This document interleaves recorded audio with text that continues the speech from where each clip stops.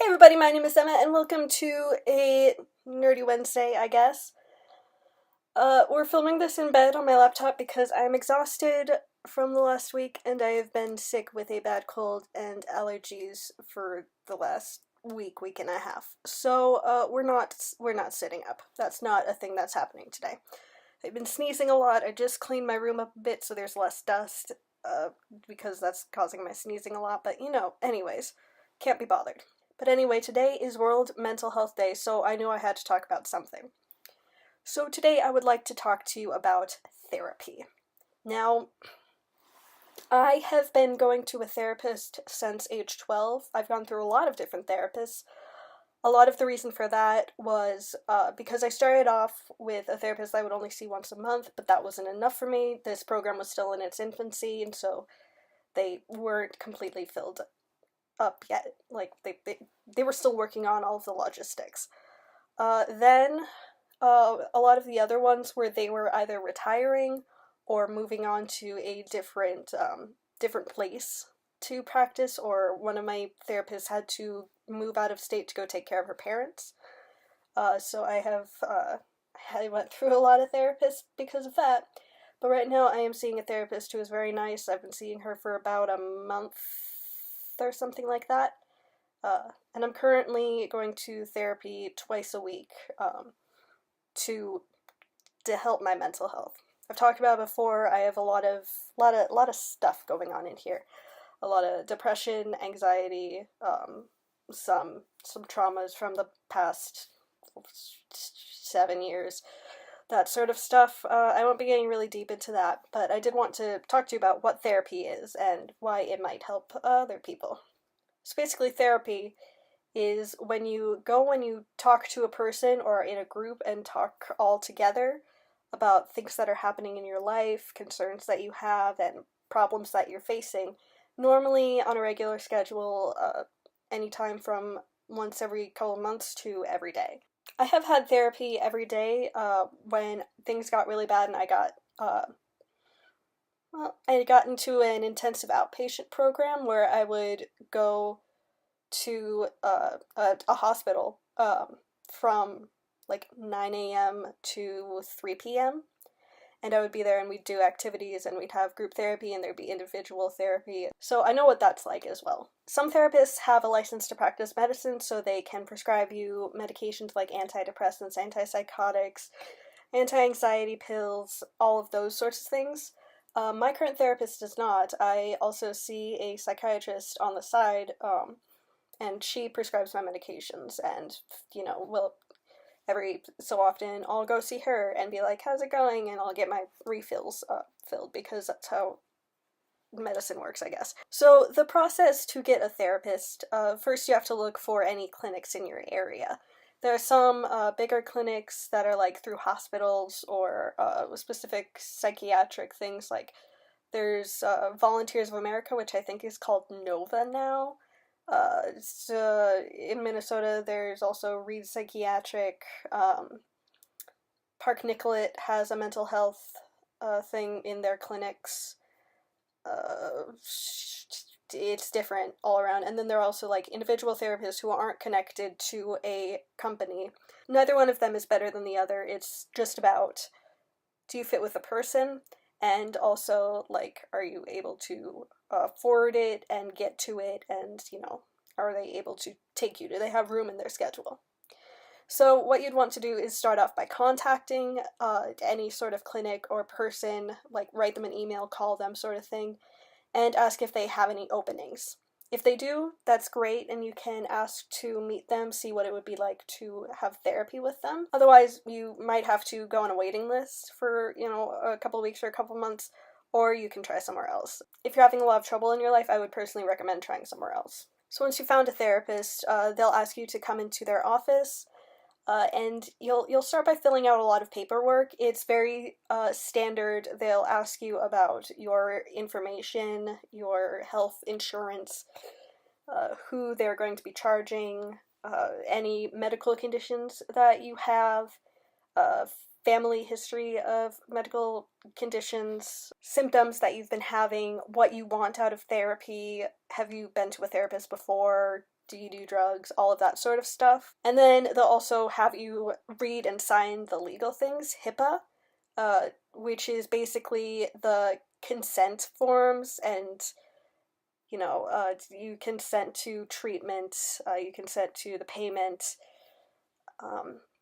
Also, it talks about the consent where anything that you say, anything that happens in your session stays with you and the therapist unless you give them a release for if you need to have something go to a different clinic, or if you move on to a different therapist, say you're moving or something, and they can give that information that they have to the other therapist, you would sign a release form.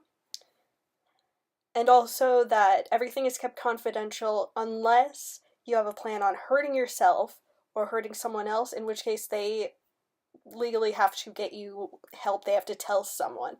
Either that's your parents or like getting you into a hospital, that sort of stuff. And this does apply for people who are under 18 as well.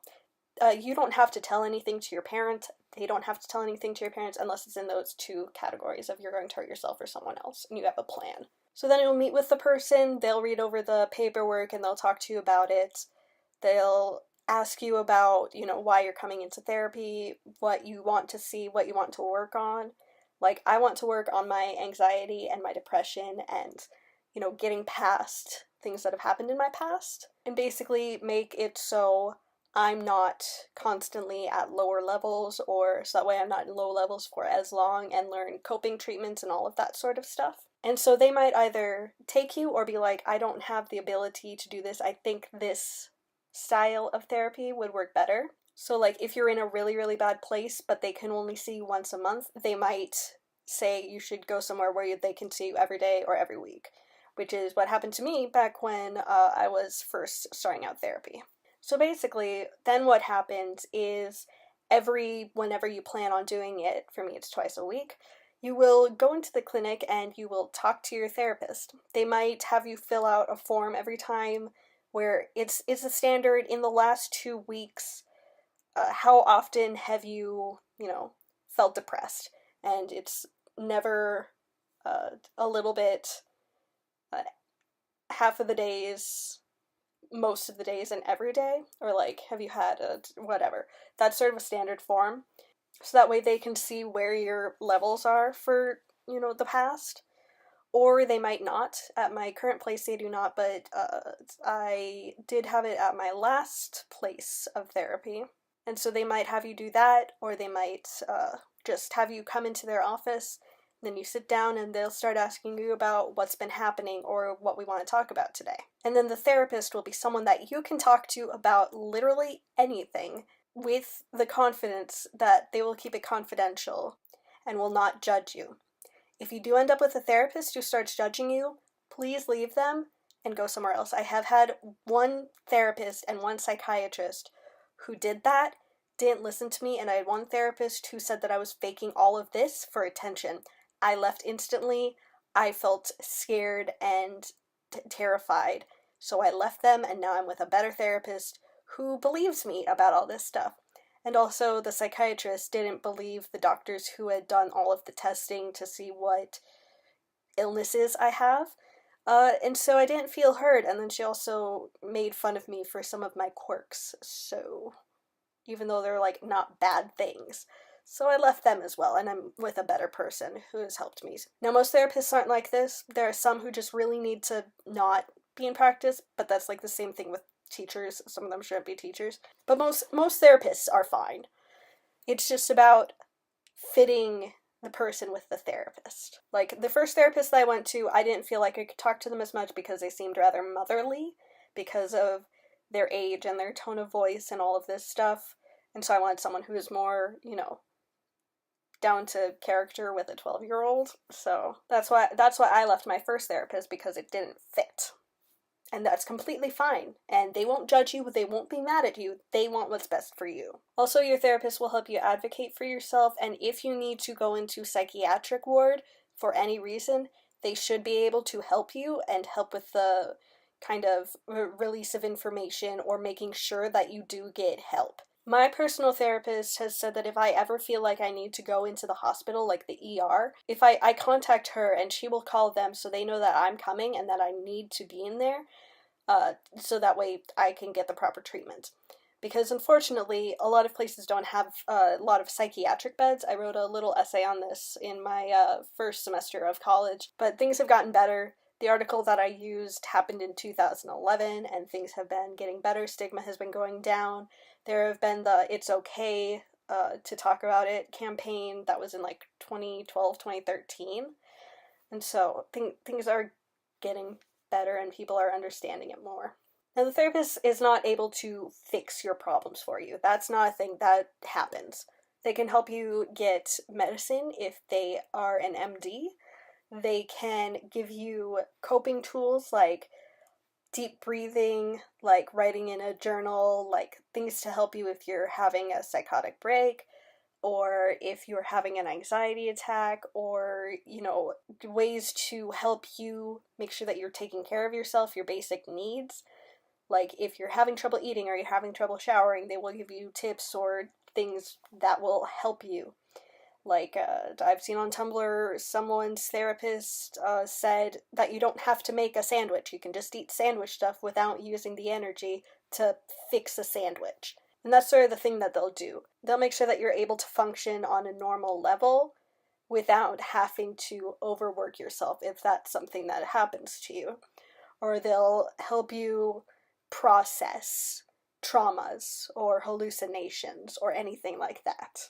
Now, I personally don't have any experience with any sort of psychiatry with bipolar disorder, schizophrenia, borderline personality disorder, narcissistic personality disorder, any sort of those things. I only have it for depression, anxiety, PTSD. Those are the things that I have. So the specifics about that may be different. There are also a couple of different types of therapy. You have CBT, which is cognitive behavior therapy, which is the talk therapy that we've been talking about. There's also dialectical behavior therapy that I took a class for a year on Monday nights with my parents back when I was 15. And that's basically, there's this set of 5 different categories that you work on to allow yourself to help yourself when you're in crisis mode. It helps stop your all or nothing thinking, gives you coping tools such as staying in the moment, riding out the wave, distraction, having a Teflon mind, as my teacher taught it about, where you kind of let thoughts move about, which I personally have a problem with. So someday I might go back into dialectical behavior therapy class. And those can last from a couple weeks to a year, because in my place we had to do 2 full cycles of it. So that took a year, especially because we're only doing it on Monday nights. There's also group therapy where you get with a lot of people and you all talk about it and all might do activities and stuff. A lot of what you see for this is like special things like phobias or generalized anxiety or addictions and stuff like that. And there are definitely a lot of different places for those. There's also intensive outpatient, like I talked about, also called partial hospitalization programs. You'll go throughout the day, but you'll come back at night. And then there's inpatient, where you'll be in a hospital all day, like every day. You'll be sleeping in the hospital, eating in the hospital, and then having therapy in the day, which I was also in for a week, and I did not like that at all, personally. And so that's why I'm working with my therapist to make it so that way I don't get to that level. I have gone through phases of not going to therapy, either because I felt that it was stupid, or I was anxious, or after that therapist who said I was faking everything, I stopped doing therapy for a while because it was impossible at the place for me to get a new therapist because I missed 2 sessions. They said that I had to have 2 same-day appointments to allow me to see someone else, which is weird because normally in medicine it's 3 appointments missed. They start, kicking you out. And also, it's impossible for you to see a same-day therapist at that place because it's so booked up. You'd have to call at 8:30 every single day and hope to God that you're able to see someone. So I left that place because it was really stupid. I'm not going to say what place it is. And the lady had now left there. I just got a letter in the mail saying that she left. And it's like, Thank God. But that's not the point of this video. There's also things like online therapy. If you follow Philip DeFranco on any of his social media, he is working with BetterHelp.com to help fix their terms of service and all of those things to make it a, better customer service, better people understanding things. This will work for some people, especially who have mild symptoms and I have, a little bit of generalized anxiety or something like that. But if you have stuff that's more major than that, they might not be able to help you as much. So they might be, I can't help you, you need to be here, because they want what's best for you. So if you're mad at BetterHelp.com for that sort of thing, don't be mad at BetterHelp.com. They know that you need something more than what they can offer. But there are other programs out there. Now, a lot of people think that therapy is stupid and a waste of time. It's not. Even just talking about things with someone who is a professional, unbiased, and can keep everything confidential is really good for your brain. And then they can be a bouncing board for ideas of how to cope with things. They're trained. They're not someone who's going to judge you like a family or a friend who is probably not licensed to treat all of these things and is biased and not legally bound by confidentiality laws. So while having a support system around you, such as your friends and family, is nice, seeing a therapist can be good for making things real, keeping it 100. Never let me say that again. Also, therapist isn't for crazy people. I'm not insane. I'm just mentally ill. And also, people who might not have an obvious mental illness can also benefit from therapy.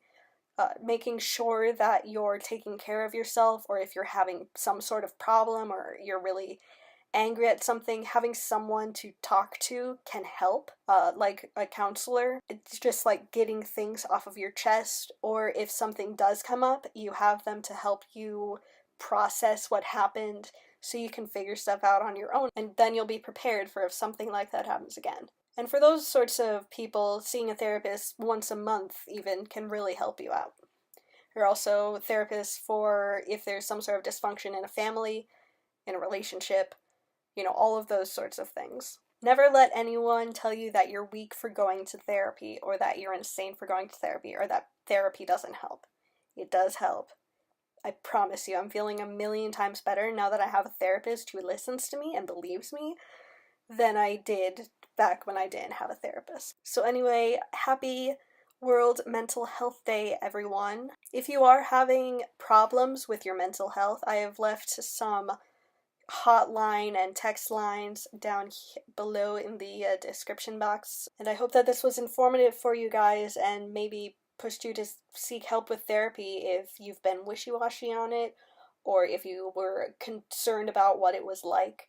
I know I was when I first started, and even just going into different clinics, which work differently, but you kind of get used to it. There's the standard beginning with the information and the HIPAA and the tell me your story type thing, and then it's all good from there. That's all I've got for you guys today. I hope that I'm not sick next week so we can do something fun. I'll see you guys next time.